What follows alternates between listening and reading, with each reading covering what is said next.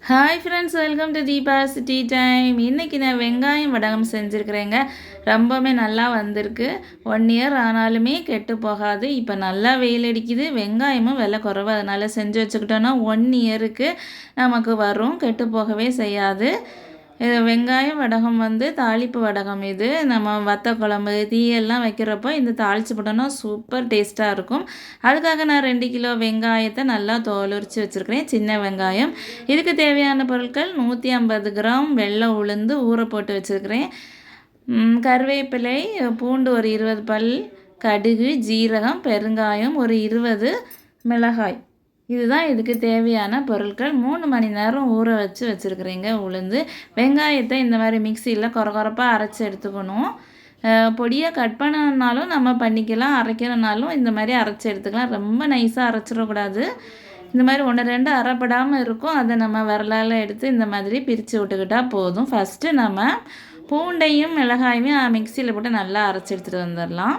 அரைச்சி வச்சு இப்போது உளுந்து பாருங்கள், இந்த மாதிரி அரைச்சிக்கணும். தண்ணியே சேர்க்காமல் கொஞ்சம் தண்ணி சேர்த்தா போதும். நம்ம உளுந்த வடைக்கு அரைப்போம்ல, அந்த மாதிரி நல்ல வெண்ணையாக அரைச்சி எடுத்துக்கணுங்க. அதை நம்ம ஏற்கனவே கட் பண்ணி வச்ச வெங்காயத்து கூட சேர்த்துக்கலாம். நம்ம ஏற்கனவே அரைச்சி வச்ச மிளகாய் பூண்டு பேஸ்ட்டு சேர்த்துக்கலாம், கருவேப்பிலை சேர்த்துக்கலாம். ஒரு கைப்பிடி கருவேப்பிலை நல்லா பொடியாக கட் பண்ணி நம்ம சேர்க்கலாம். கடுகு ஒரு ஸ்பூன் சேர்த்தா போதும். ஜீரகம் 1 ஸ்பூன் சேர்த்துக்கலாம்.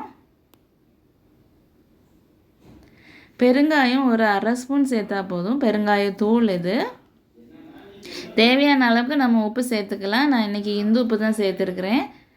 கல்லுப்பு சேர்த்து நம்ம நல்லா மிக்ஸ் பண்ணிக்கலாம். ஆனால் கல்லுப்பில் தண்ணி ஊறுறதுக்கு சான்ஸ் இருக்குது. அதனால நான் பொடி உப்பு தான் சேர்த்துருக்குறேன். இது எல்லாத்தையும் சேர்த்து நம்ம நல்லா மிக்ஸ் பண்ணிடலாம். மிக்ஸ் பண்ணியாச்சு.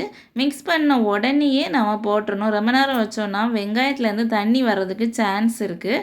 அதனால் நம்ம உடனேயே இந்த மாதிரி கிள்ளி வைக்க வேண்டியது தான். நம்ம வெங்காயம் அரைச்ச உடனேயே கொஞ்ச நேரம் வச்சோன்னா தண்ணி ஊறி வருங்க. அந்த தண்ணியை நம்ம தனியாக எடுத்து வச்சிடலாம். வச்சுட்டு நம்ம மிக்ஸ் பண்ணலாம். இல்லைன்னா தண்ணி ரொம்ப ஜாஸ்தியாகிடுச்சுனாலும் நல்லா இருக்காது. இந்த மாதிரி இருக்கிற மாதிரி நம்ம கன்சிஸ்டன்சியில் பார்த்துக்கணும் மாவு. இப்போ பாருங்கள், இந்த மாதிரி நம்ம போட்டுக்கலாம். ஃபுல்லாக எல்லாத்தையுமே நம்ம போட்டுட்டு மொட்டை மாடியில் கொண்டு போய் வச்சிடலாம். இது ஒரு 3 நாள் வெயிலில் நல்லா காயட்டும். அப்போ தான் 1 இயர் ஆனாலுமே கெட்டு போகாது. பாருங்கள், 3 நாள் ஆயிடுச்சு, நல்லா காஞ்சிடுச்சு பாருங்கள். இது நம்ம நல்லா ஸ்டோர் பண்ணி வச்சுக்கிட்டோன்னா 1 இயர் ஆனாலும் கெட்டு போகாது. இடையில ஒரு 3 மந்த்ஸ் ஒன்ஸ் இதை நம்ம வெயிலில் எடுத்து வைக்கணும், இல்லைன்னா வண்டு வந்துடும். இப்போ நான் ஸ்டவ்வில் ஒரு பேனில் எண்ணெய் வச்சுருக்குறேன். எண்ணெய் ரொம்ப ஹை ஃப்ளேமில் வைக்கக்கூடாது, லைட்டாக ஹீட் ஆனோடனே போட்டுறணும். ஏன்னா இது ரொம்ப கரைஞ்சி போகிறதுக்கு சான்ஸ் இருக்குது. இந்த மாதிரி நம்ம ஃப்ரை பண்ணி எடுத்துட்டு நாம் தீயல் வைக்கிறப்போவோ இல்லை வத்த குழம்பு அப்படி எந்த மாதிரியான டிஷ் வச்சாலுமே இதை தாளித்து போட்டோன்னா அவ்வளோ சூப்பராக இருக்கும். வத்த குழம்பு, புளிக்குழம்பு, தீயல் இது எல்லாத்துக்கும் தாளித்து நம்ம போடலாம். இல்லைன்னா நம்ம தயிர் சாதம், ரச சாதம் எல்லாத்துக்கும் கூட வச்சு சாப்பிட்லாம். ரொம்பவே டேஸ்ட்டாக இருக்கும். கண்டிப்பாக நீங்களும் செஞ்சு பாருங்கள். தேங்க்யூ.